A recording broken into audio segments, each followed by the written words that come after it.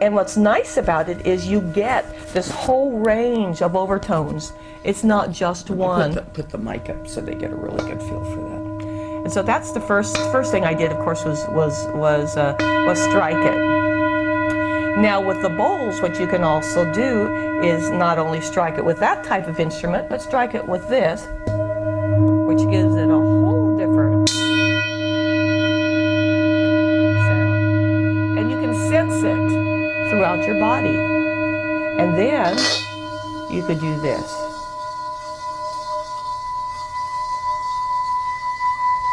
Really gives overtones and undertones and... Yeah, okay, put that so you can hear. Yeah, now you can say, what did you just say, the overtones, right? Yes, overtones and undertones, and you really feel it in the body. Mm-hmm. And that was the whole purpose. But see, whenever you feel something in the body or you're co-creating with an instrument, you want to make sure that there's a consciousness, since there is a consciousness aspect of it, that it is going to co-create and it's not going to shatter, or it's not going to distort your own divine grid within. Right.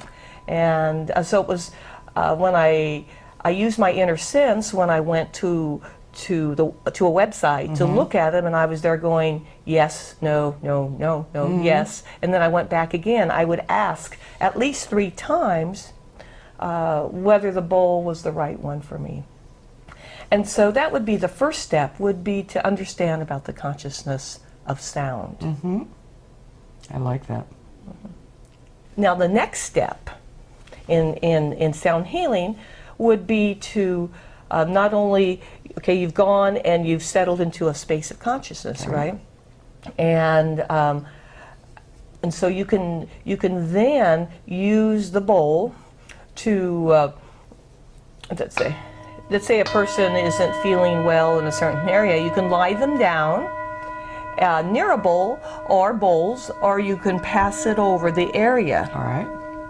And I did feel that. Yeah. And what the sound does is, sound will start everything vibrating and everything spinning. And with the consciousness aspect of creation with a sound instrument, then what you're doing is saying let's shake all the pattern and to allow it to go back into its perfected pattern. Right.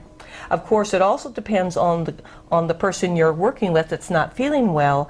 If they have a consciousness that they want to co-create, then there's going to be more of a chance for something coming back into its wholeness, for what we would maybe call healing. Not necessarily cure, but healing, because healing, as you know, is on all levels. It could be emotional, it could be mental, it could be physical. Sometimes people will hear it and it will have such a profound effect on them that they'll start crying. And of course, when you release tears, that's a form of healing in itself.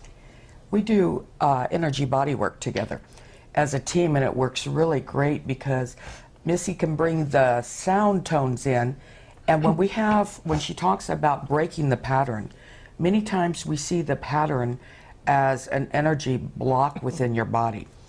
And it can be very solid, it can be very loose, it depends on how long it's been there generally, how intense your thought process is, what all's involved with it emotionally, and what's happening with you.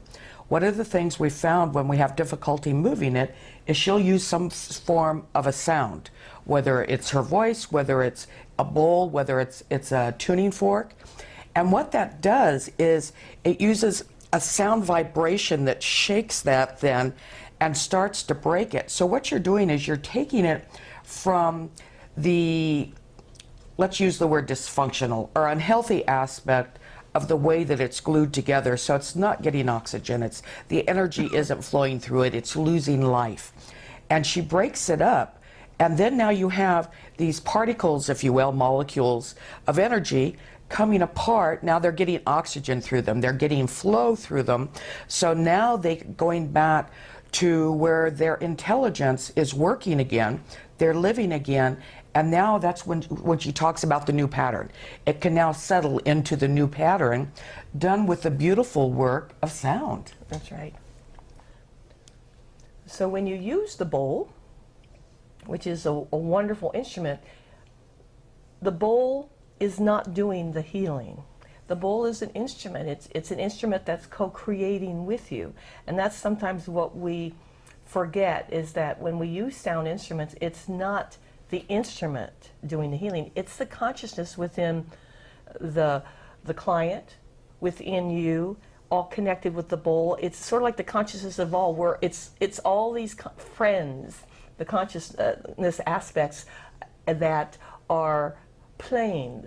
It's a joyful dance, really. And I kind of think of it as a surgeon's tool. It's going into whatever it is you're working on and opening up and allowing the space so then the dance can come in.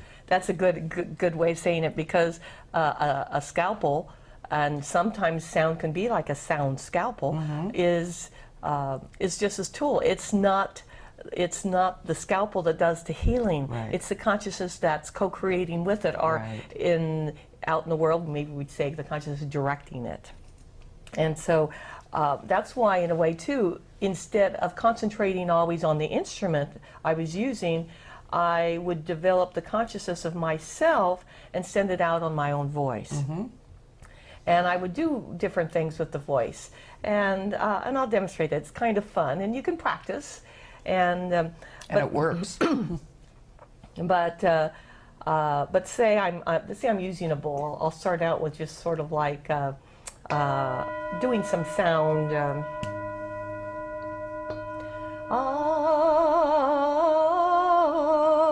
And I might want to do, if there's a blockage, do some trilling, or trying to get things moving. And if you'll do that one again, see this as a drill going in and working at it. Or it actually could be like a plunger, like when you have a stopped up toilet. Which we do frequently. Yeah. Then it's like. And actually that's good, because it is stopped up. The energy flow is stopped up and blocked. Right. And you're putting pressure on it, and if you find when you use certain sound tones that that you don't have a feeling that the blockage is getting through, then you can actually go up in key or down in key, and I'll demonstrate that.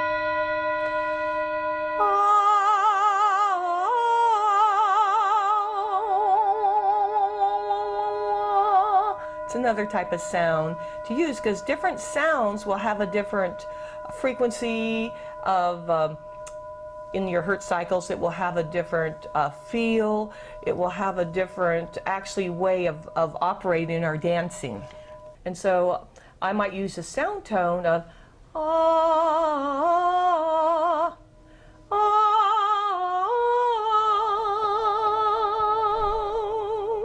ah, and I will be listening. I'll be listening to the sound tones, and I might use just vowel sounds as I'm scanning someone's energy field or or their physical body, and kind of sense or feel, is the sound changing? Is it stuck? Does it all of a sudden want to go off key, or does it come clear?